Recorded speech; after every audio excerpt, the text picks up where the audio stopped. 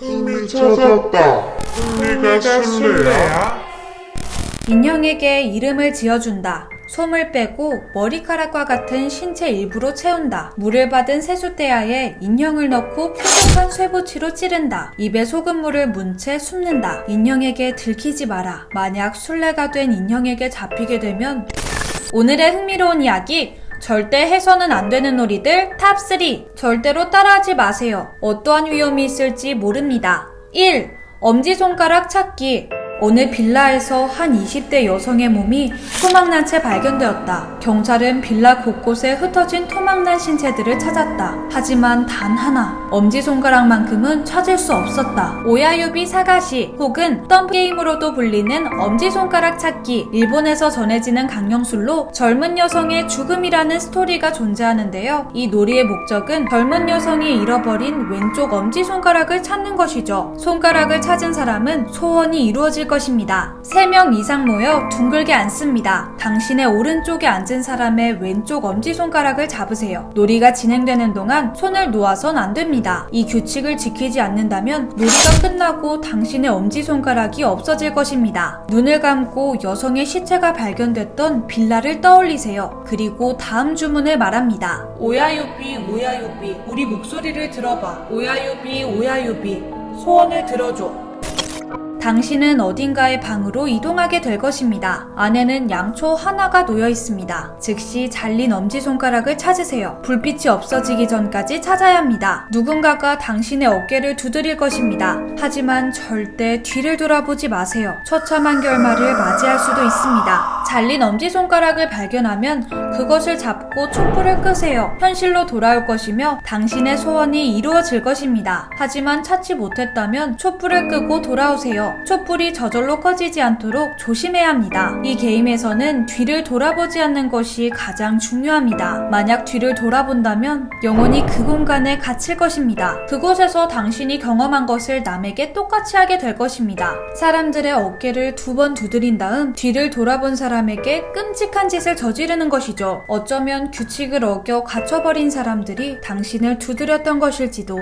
2. 쓰리킹즈. 다른 차원에 있는 존재들을 그 자리에 소환할 수 있는 쓰리킹즈. 그들이 당신의 궁금증을 해결해 줄 것입니다. 자신의 미래나 자신의 죽음에 대해 예언해 주기도 하고 어떠한 질문에도 답을 준다고 하는데요. 준비할 것도 유의해야 할 조건도 많은 놀이입니다. 당신은 왕자리에 앉을 것입니다. 당신의 의자는 꼭 북쪽을 향하게 두고 다른 2개의 의자는 서로 마주보게 두세요. 2개의 의자는 광대와 여왕의 자리입니다. 마주본 2 의자 위에 거울을 놓습니다. 왕좌의 뒤에는 선풍기를 켜고 의자들 중앙에 물이 가득 찬 양동이를 둡니다. 손이 닿지 않을 거리에 두세요. 준비가 다 끝났다면 불을 끄고 방문은 열어둔 채로 침실로 이동합니다. 알람 시계를 새벽 3시 30분으로 정확히 맞추어야 합니다. 근처에 라이터와 양초를 두고 당신이 어릴 적부터 소중히 간직하던 물건을 꼭 안고 잠에 드세요. 알람이 울리면 불을 붙인 양초와 휴대전화를 들고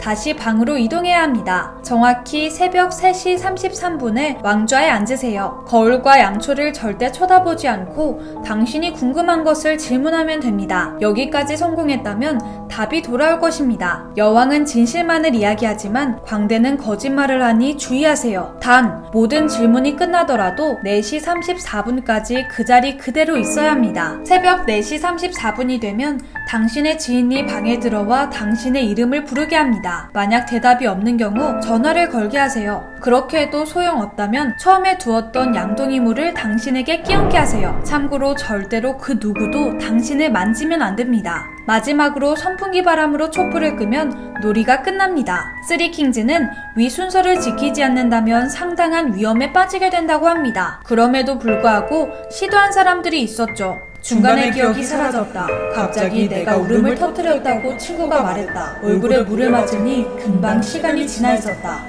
3.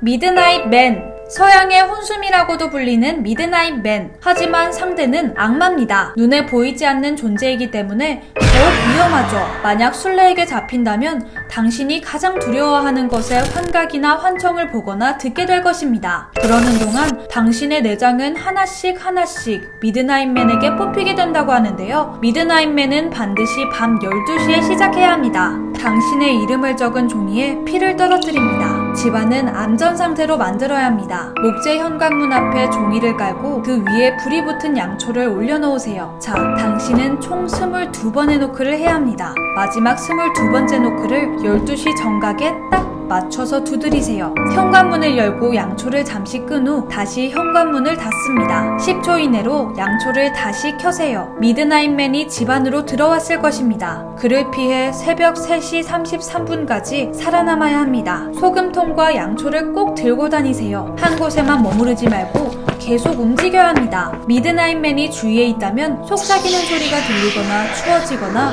검은 그림자의 형체가 보이는 등 이상현상이 여러 번 나타납니다. 만일 그가 근접할 경우 양초가 꺼지게 되는데 당황하지 말고 빠르게 불을 붙이세요. 실패했다면 갖고 있던 소금으로 몸 주위에 원을 그리고 그 안에서 3시 33분까지 머물러야 합니다. 무슨 일이 생겨도 원 밖으로는 절대 나가면 안 됩니다. 중간에 잠들거나 집 밖에 나가면 절대 돌이킬 수 없을 것입니다. 절대 미드나잇맨을 도발하려 들지 마세요. 강령술은 영혼을 인간 세상으로 불러들이는 방법입니다. 나의 영혼을 걸어야 한다고도 하는데요. 어떠한 후유증이 있을지 모르니 절대 시도하지 않는 것이 좋습니다. 아참! 우리 아직 숨바꼭질을 끝내진 않았죠? 오늘의 이야기 흥미로우셨다면 구독과 좋아요 부탁드려요. 그럼 저는 다음에 더 흥미로운 이야기로 찾아뵐게요. 안녕!